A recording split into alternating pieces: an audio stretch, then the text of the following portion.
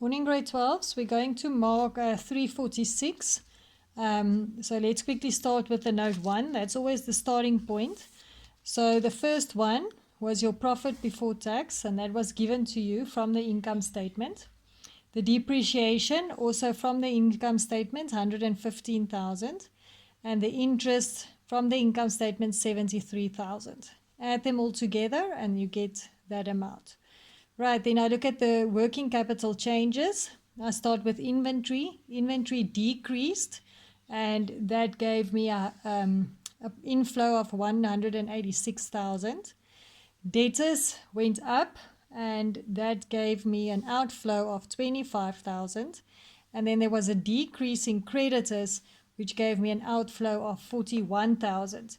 I just want to go and show you in creditors what it is that you have to look for. So in creditors, this is what they gave us.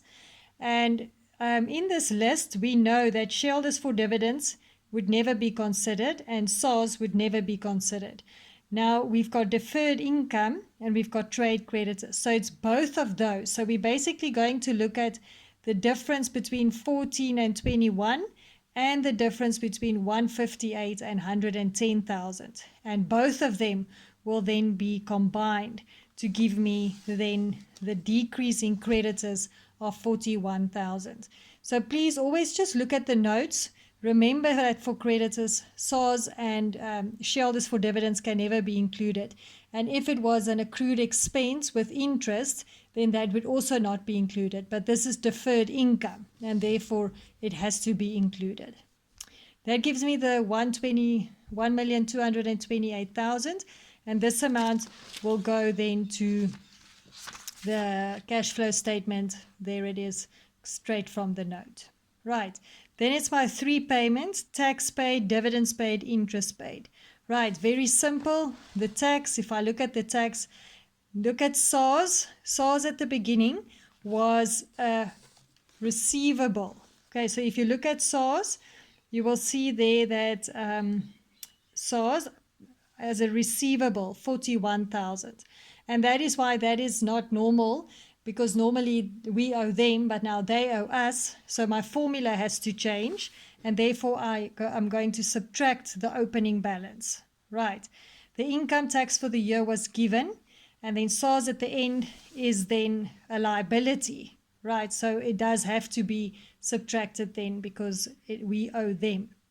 So we minus the 49,000. That gives me 186,000.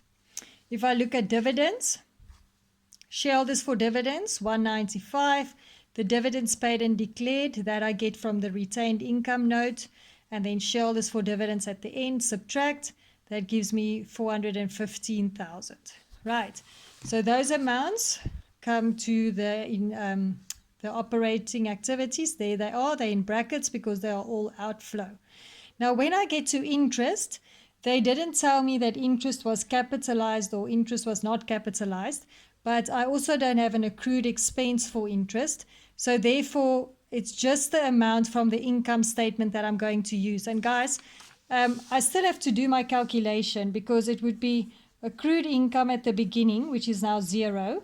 Then it's the interest for the year, which is 73,000. And then I must subtract the accrued income at the end of the year, which is also 0. So the answer is 73,000 because there are no accrued expenses. So I can simply use the interest amount that they give me in the income statement. If they told me it was capitalized, then I would have to do that whole calculation with the loan, but they didn't mention anything. Right, so that's 73,000. You do your calculation here. Okay, then the investing activities. The first one is the purchase of assets. Right, they did tell us that we did buy equipment. Here it is. So if I look at my equipment, the book value at the beginning, subtract the depreciation, subtract the disposal.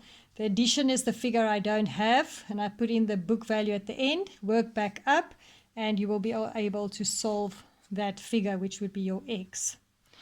Right, but then I can put that in 377,000. Right.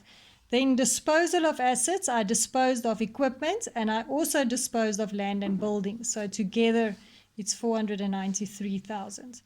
My fixed deposit increase, which means I've put money in, so it's outflow of 25,000. Right, the amount is 91,000. Okay, then the cash flow from financing activities. There were no new shares issued, but I bought shares, and I bought from ordinary share capital. That's the difference between the 2 years, as well as from the retained income. That gave me a total outflow of 150,000. The loan decreased, which meant that I paid the loan, which also led to an outflow of 400,000. That one plus that one gives me negative 550,000. Right, the change in cash and cash equivalents, I can come and I can do my note 2. My bank was in an overdraft in 2001. Then it became a positive figure of 12,000. So the change is positive 95. Remember, it must first make up the overdraft. Then we get to 0. And then I had enough to bring it all the way up to 12,000. So that gives me 95,000. So there the net change is 95,000. Cash at the beginning 83,000. And this minus that gives me the cash at the end 12,000. Right, I just quickly want to put that figure in. I see I didn't work that one out. That figure is 554,000. Right, so you can just mark your work, please, and do corrections. Right, so now grade 12s, we're going to carry on practicing, and you're going to do 347, please. That is the same thing. We're still busy with that. It's again the complete cash flow. If you look at the activity, it says interest on the mortgage loan is capitalized. So remember, now we use the loan calculation. We made monthly repayments on the loan, 22,000 monthly. So remember, 22,500 multiplied it with 12. And Northwest Bank also agreed to increase the loan during the year. So we also made the loan more. So there's also going to be an addition to the loan. Right, so remember that you have to do the loan calculation to work out the interest. Okay, so that is 347. If you can complete 347 for me, please, for homework. And then I will send you the marking guidelines tomorrow. Thank you, grade 12s. I hope you have a nice day. And please remember, you can ask me anytime you want to. You can just send me a WhatsApp or a voice note or whatever it is that you battle with, and I'll get back to you. Thank you. Have a nice day.